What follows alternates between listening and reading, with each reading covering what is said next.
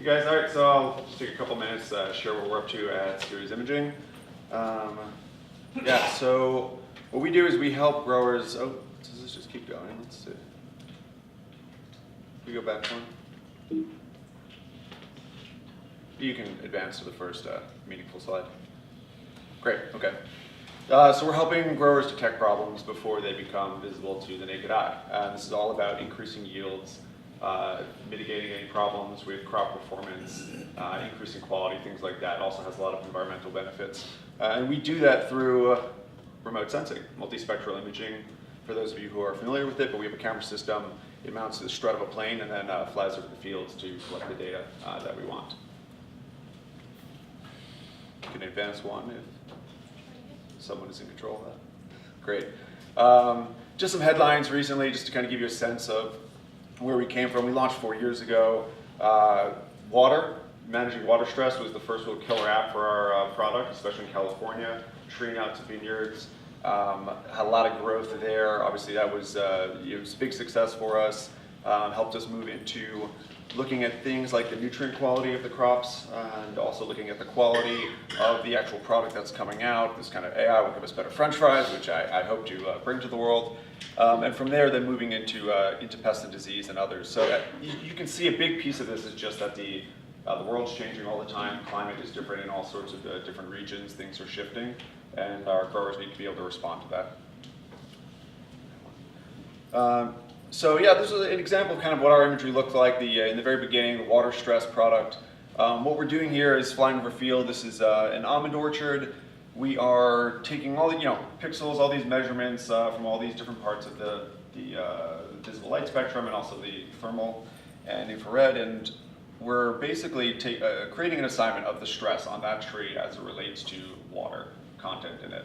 And so then you can see that these really obvious patterns start to show up. And if you're the grower, you know, hey, well, I'm irrigating this field. I've got a main line that goes down here. I've got a valve that controls this block. Suddenly these patterns jump out at you. And if you're doing this over thousands of acres or tens of thousands of acres, this is like, now I can send my scouts exactly to this spot, identify this problem, and it's before it actually set in as far as causing damage to the crop, right? We're picking up that there's these little differences in its stress levels, almost like it has a fever or something, way before the tree is actually showing the signs of, oh, I've got no water, and now my leaves are falling off and everything, and then causing them to lose yield.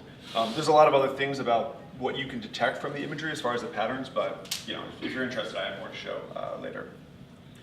All right, so water is great, but what if you're a corn or soybean grower in the Midwest and you don't manage water? You're basically just praying for rain all the time. Well, in that case, this is really what I was focused on last year as the head of product for the company.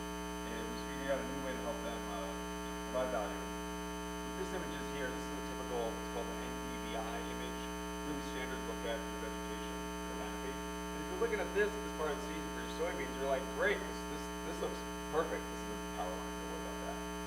Great. But it turns out in this field you've actually got a disease outbreak happening, but it's way below the canopy. You can't see it.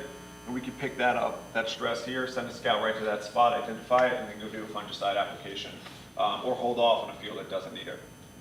And yeah, big ROI for these guys. And where that's going into now is, as we've had years of data with some of our clients, getting into cumulative analytics, accumulated stress, and how does that drive yield differences? So yield estimation is a new area of success development for us, and looking how that relates to the growth of the crop.